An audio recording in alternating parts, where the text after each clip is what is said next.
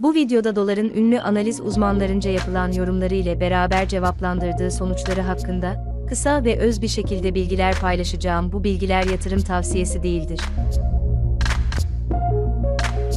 Altın ve dolar fiyatlarında düşüş %1'i aşarken, altın fiyatları ne kadar? Dolar bugün kaç Türk lirası? Sorularına yanıt arayan vatandaşlar için uzman İslam Memiş yanıtladı. Altın gram fiyatı ve dolar için daha önce düşüş uyarısında bulunan İslam Memiş'ten yatırımcılar için çok çarpıcı bir değerlendirme geldi. Altın fiyatları yılın ilk ayını düşüşle tamamlıyor. Altın ve para piyasaları uzmanı İslam Memiş, yaptığı değerlendirmesinde, altın fiyatları, yılın ilk ayını değer kayıplarıyla tamamladığını gözlemliyoruz.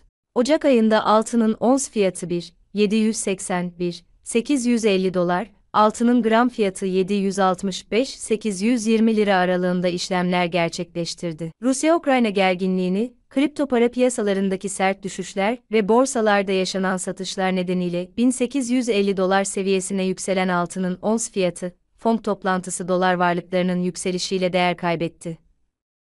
Cuma günü 1780 dolar seviyesine gerileyen altının ons fiyatı, haftayı 1788 dolar seviyesinden tamamladığını gördük.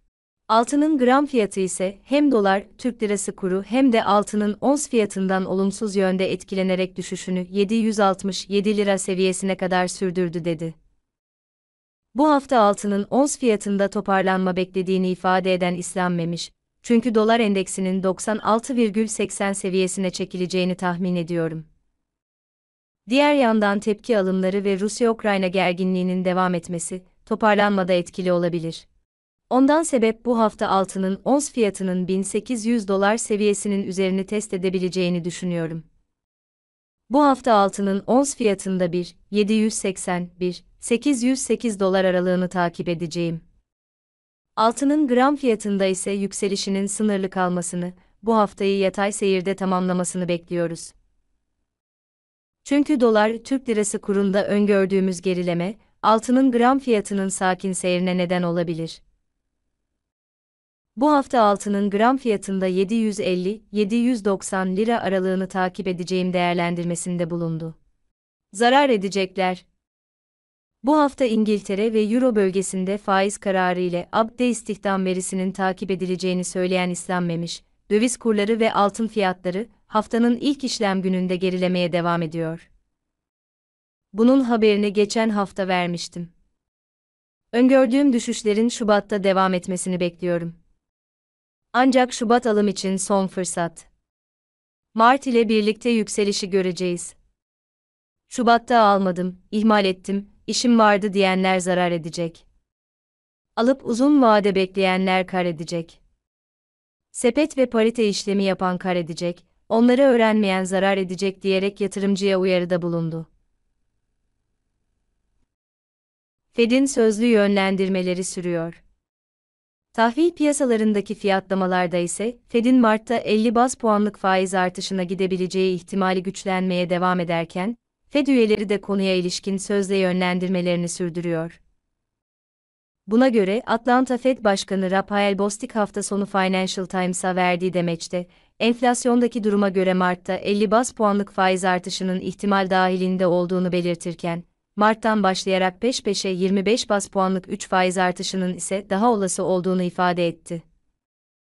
Analistler, Rusya ve Ukrayna gerilimine ilişkin haber akışının da gündemin odağında kalmaya devam ettiğini kaydederek, bugün yurt dışında Euro bölgesinde 2020 4. çeyrek gayri safi yurt içi hasıla GİS'i, Almanya'da tüketici fiyat endeksi TÜFE ve Amerika Birleşik Devletleri'nde Chicago PMI ve Dallas Fed imalat endeksi verileri takip edileceğini bildirdi. Analistler, teknik açıdan dolar endeksinde 97,8 seviyesinin direnç olduğunu kaydederek, 96,7'nin destek konumunda bulunduğunu belirtti. Gram altın düşüşe geçti. Cuma günü altının ons fiyatı ve dolar kurundaki düşüşe paralel değer kaybeden altının gram fiyatı, günü %1,3 azalışla 777,4 liradan tamamladı.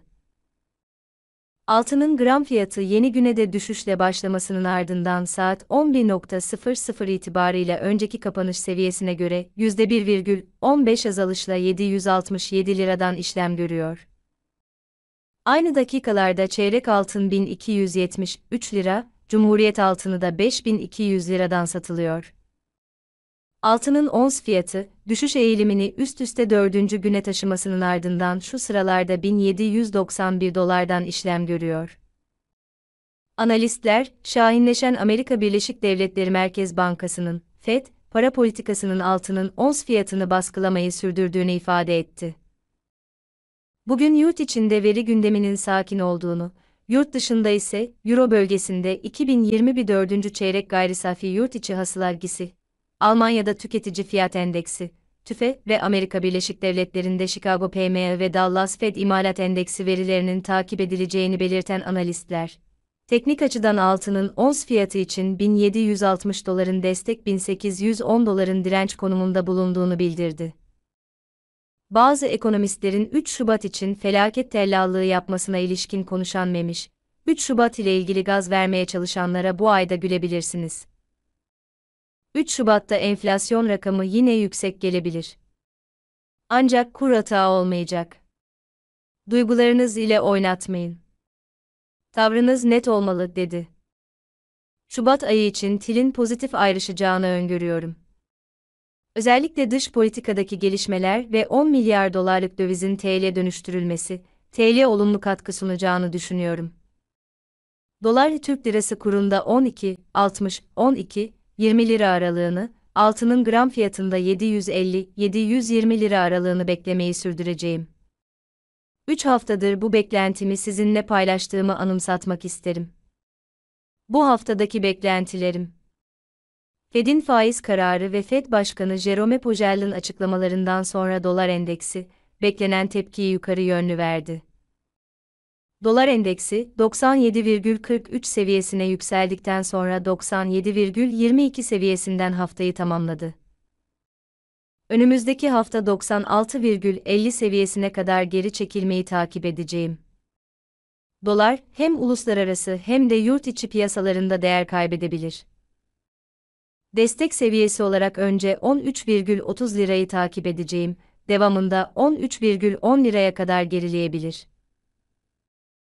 Dolar kuru ile beraber diğer yabancı para birimlerinde de geri çekilmeleri bekliyor olacağım. Özellikle sterlin ve Türk lirası kurunun 18 liranın altına sarkmasını önemsiyor olacağım. Altının ve gümüşün ons fiyatında toparlanma görebiliriz. Altının ons fiyatında önce 1798 dolar, devamında 1808 dolar seviyesine kadar yükseliş bekliyor olacağım. Gümüşün ons fiyatında önce 22,80 devamında 23,40 dolar seviyesini takip edeceğim. Altının ve gümüşün ons fiyatlarında her ne kadar tepki yükselişi bekliyor olsam da dolar, Türk lirası kurunda öngördüğüm gerileme, altın ve gümüşün gram fiyatlarının yükselişinin sınırlı kalmasına neden olabilir. Euro, USD ve GBP, USD paritelerinde de yükseliş bekliyor olacağım. Özellikle doları olan veya yüksekten dolar alan yatırımcısı için fırsat sunmuş gibi duruyor. Bu düşüncemi zaten Cuma günkü paylaşımlarımla işaret etmiştim. Şubat'ta Rusya'nın Türkiye'nin Ukrayna, İsrail Cumhurbaşkanı'nın Türkiye'nin Birleşik Arap Emirlikleri ve Suudi Arabistan ziyaretleri oldukça önemli olacağını söyleyebilirim. Dış politikaya odaklandığımız bir ay bizi bekliyor. Bu da iç piyasaları pozitif yönde destekleyecek gelişmeler olduğunu belirtmek isterim. Şubat ayında %25'lik alım yaparak pozisyonlarını kapatanlar, Mart ayını gönül rahatlığı ile bekleyebilirler. Çünkü Fed, Mart'ta sahneye çıkacağı için yükselişlerin başlayacağı dönem olarak karşımızda duracak. Değerli izleyicilerimiz, elimizden geldiği kadar kaliteli bir sunum ile sizlerle videolarımızı paylaşıyoruz. İzlediğiniz bu videonun size bir faydası olduğunu düşünüyorsanız, videoyu beğenip abone olabilirsiniz. Beni dinlediğiniz için teşekkür ederim.